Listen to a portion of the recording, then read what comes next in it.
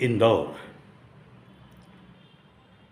स्वच्छतेच्या बाबतीत अग्रेसर असलेलं एक मोठं शहर. ICICI बँक, पलक नावाची एक कर्मचारी, 25 ते 26 वर्ष वयाची एक युवती. आता बँकेतली नोकरी, राहण्याचं गाव तिचं दुसरं, आईवडिलांना सोडून नोकरीच्या ठिकाणी एक छोटंसं घर भाड्याने घेऊन ती राहत होती. कसा कोण जाणे, शाक्य नावाचा एक तरुण तिच्या संपर्कात आला. माहिती अशी मिळतीये की तो कूलर रिपेअर करायचा, कूलर मेकॅनिक. आणि ही पलक दिसायला बऱ्यापैकी, त्यातून ICICI बँकेचा जॉब. त्यामुळे या कूलर मेकॅनिकला तसं पाहिलं तर लॉटरी लागल्याचा आनंद. शाक्य नाव. मग दोघांचं बोलणं चालणं. आता कूलर रिपेअर करण्याच्या निमित्ताने तो त्या दिवशी घरी आला होता का सहज आला होता, तो भाग महत्त्वाचा नाही आहे. तो घरी आल्यावर त्या दोघांमध्ये काय घडलं. हा कूलर मेकॅनिक तिला लग्नाची गळ घालत होता. आपण लग्न करूया, तू माझी पत्नी म्हणून छान आयुष्य जगशील वगैरे. कुठेतरी या पलकला लग्न करणं त्याच्याशी उचित वाटत नसावं, पण ती कशी याच्या जाळ्यात अडकली होती ते देव जाणो. शेवटी या शाक्यला त्या दिवशी ती लग्नाला नकार देते हे त्याला सहन नाही झालं. आणि मग दोघांमध्ये थोडीफार वाचावाची आणि त्याचं पर्यवसान तिला उचलून पटकण्यात झालं. शाक्याने त्या पलकला उचललं आणि जमिनीवर आदळलं. त्यानंतर अतिशय अमानुषपणे तिचा गळा दाबून तिला या शाक्याने संपवलं. तिचा प्राण गेला आहे हे जेव्हा समजलं तेव्हा तो तिला किचनमध्ये घेऊन गेला फरफटत. गॅस ऑन केला. कसली तरी एक भाजी टोपल्यात टाकून गॅसवरती त्याने शिजत ठेवल्याचा देखावा केला. येतानाच कदाचित तो तयारीत आला होता. बाटलीतलं पेट्रोल काढलं, तिच्या अंगावर टाकलं आणि तिला स्वयंपाकघरात पेटवून दिली. म्हणजे तिचं शव त्याने पेटवलं. आता अर्थात ते भाड्याचं घर. आईवडिलांची एक सवय असते की आपली तरुण मुलगी मुलं ज्या गावात राहतात त्यांच्या रोज थोडंसं संपर्कात राहणं हा एक प्रघात सगळ्या कुटुंबांमध्ये बघायला मिळतो. त्याच पद्धतीने वडिलांनी आपल्या पलकला फोन लावला, पण त्या दिवशी फोन उचलला गेला नाही. त्या बापाला वाटलं आपलं लेकरू काहीतरी कामात असेल, फोन नाही उचलू शकलं, दुसऱ्या दिवशी फोन करेल ती बघून, असं म्हणून वडील गाफील राहिले. ही राहत होती एकटीच. शाक्याने मस्त देखावा, गॅसचा नॉब ऑन केला, वरती भाजी शिजते असं देखावा निर्माण केला, तशीच ठेवली. गॅस सुरूच ठेवला आणि मग तिथून त्याने पोबारा केला. दुसऱ्या दिवशी परत वडिलांनी फोन केला. पलक फोन उचलत नाही आहे. बँकेत कामाला पण गेली नाही आहे. बँकेतले लोकसुद्धा समजले की अचानक काहीतरी तब्येत वगैरे बिघडली असेल. लगेच बँकेमध्ये 15-20 मिनटं वाट बघून त्यांच्या ड्युटीज दुसऱ्याला हँडओव्हर केल्या जातात, पब्लिकची गैरसोय होऊ नये म्हणून. बँकवालेसुद्धा एक दिवस गाफील राहिले. फारसं कोणी तिच्या घरापर्यंत जाण्याचं धारिष्ट्य किंवा जावंच पाहिजे, गेलंच पाहिजे असं काही त्यांना कुणाला वाटलं नाही. शेजारी पाजारीसुद्धा नोकरी करणारी मुलगी म्हणून जास्त काही कुणाशी संपर्क नव्हता. ठराविक वेळी बाहेर पडणं, ठराविक वेळी रात्री घरी येणं. त्यातून इंदोर हे मोठं शहर, आणि आजकाल तुम्ही आम्ही त्याच फेजमधनं चाललो आहोत. शेजारी पाजारी कुणाला नावंसुद्धा माहीत नसतात आणि खूप घमेंडीत सांगितलं पण जातं, अरे मला ना माझ्या शेजारी कोण राहतं मला माहीत नाही. त्यांची नावं बिवं तर माहीतच नाहीत.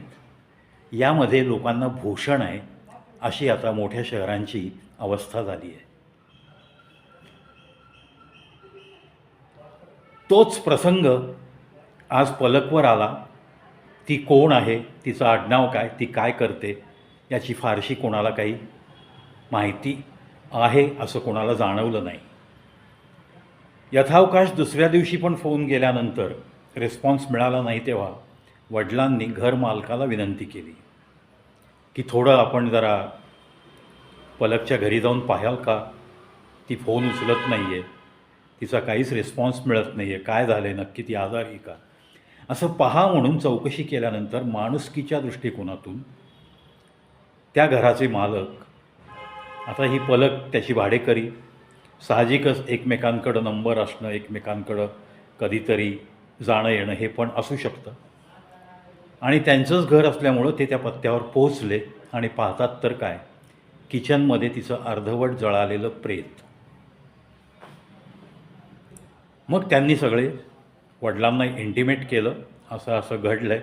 त्यानंतर सगळे सोपस्कार सुरू झाले, इन्व्हेस्टिगेशन सुरू झालं आणि त्या पोलीस लोकांना वाटलं की किचनमध्ये स्वयंपाक करताना हिचा जळून मृत्यू झाला आहे वगैरे वगैरे.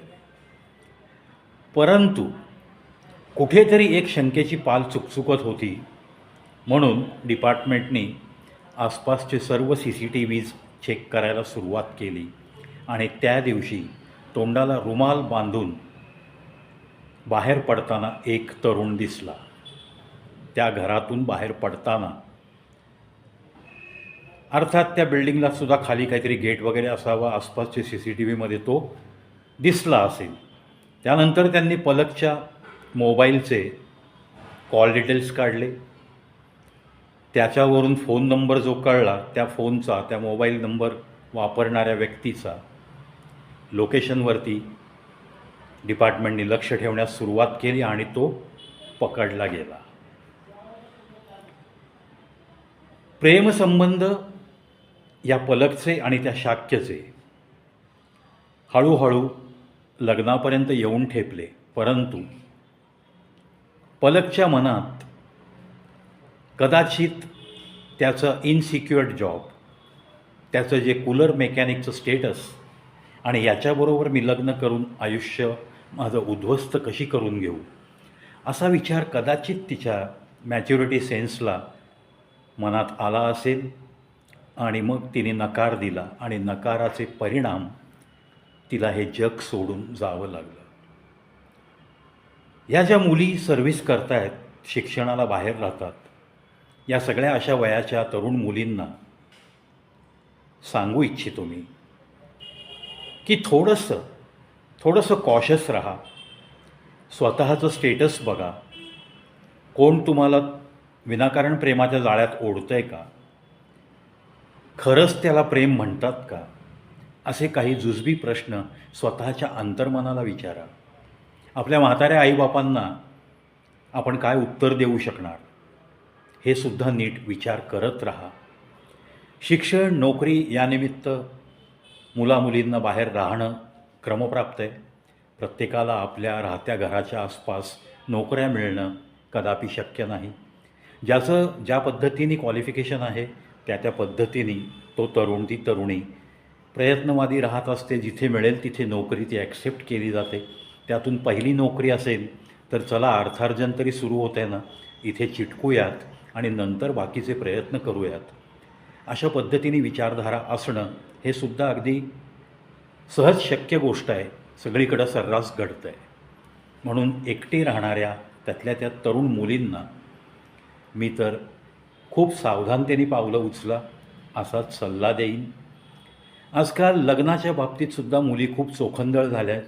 त्याच्यामुळं लग्नाचं वय दिवसेंदिवस वाढत जातं. आईबाबांनी आणलेलं स्थळ नाकं मुरडणं हा प्रकार प्रत्येक घरात सुरू आहे. कधीकधी बापाला पसंत असतं स्थळ आणि मग आई नकार देते. मग मुलीला आईचं खूप कौतुक वाटायला लागतं. हो गं, मला पण नाही आवडला. अशा ह्याच्यामध्ये मुलींची वयं 27, 28, 30, 31 इथपर्यंत चालली आहेत आणि मग शेवटी निर्णय व्हायला लागतो की लग्नच नको. हा प्रकार दिवसेंदिवस वाढत चालला आहे आणि डोळे झाकून प्रेम आंधळं असतं असं म्हणतात. असंच कित्येक जोडपीसुद्धा अशी दिसायला लागली आहेत. त्यामुळंच या नोकरदार मुलींना थोडंसं सावधानतेने आपण पावलं टाकावीत. आपण आईवडिलांपासून भावा बहिणींपासून दूर कुठेतरी राहत असाल तर तुमचं हे नक्की कर्तव्य बनतं की रोज तुम्ही कुटुंबातल्या एकाला तरी फोनवरती संपर्क करणं नितांत गरजेचं आहे. जी घटना घडली ती अतिशय अप्रिय घटना आहे. अतिशय संवेदनशील मनाने मी त्या पलकच्या आईबाबांच्या सगळ्या कुटुंबाच्या सोबत नक्की मॉरली आहे. समाजामध्ये अशा काही अप्रिय घटना घडल्या की मन सुन्न होऊन जातं आणि म्हणूनच अशा इतर पलकनी थोडं सावधानतेने वागावं म्हणूनच हा व्हिडिओ. पाहत राहा, ऐकत राहा कविप्रावित शो यूट्यूब चॅनल.